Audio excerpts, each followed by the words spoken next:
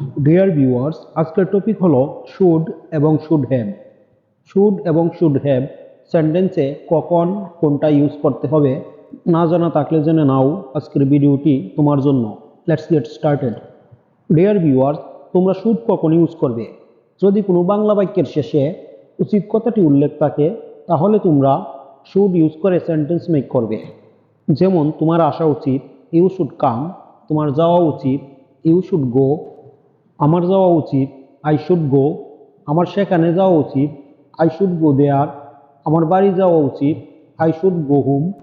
আমার খেলতে যাওয়া উচিত, আই শুড গো প্লে। তার খেলতে যাওয়া উচিত, ই শুড গো প্লে। তার বিশ্রাম করা উচিত, হি শুড টেক রেস্ট। তাদের স্কুলে যাওয়া উচিত, they should go to school. এভাবে তোমরা উচিত বুঝালে শুড ইউজ করে সেন্টেন্স মেক করতে পারবে। নেক্সট তোমরা শিখে নাও শুড হ্যাভ কখন ইউজ করতে হবে।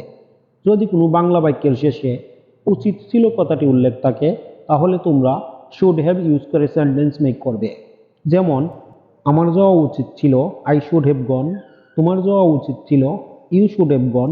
আমার ইংরেজি শেখা উচিত ছিল, I should have learn English. তোমার ইংরেজি শেখা উচিত ছিল, you should have learn English.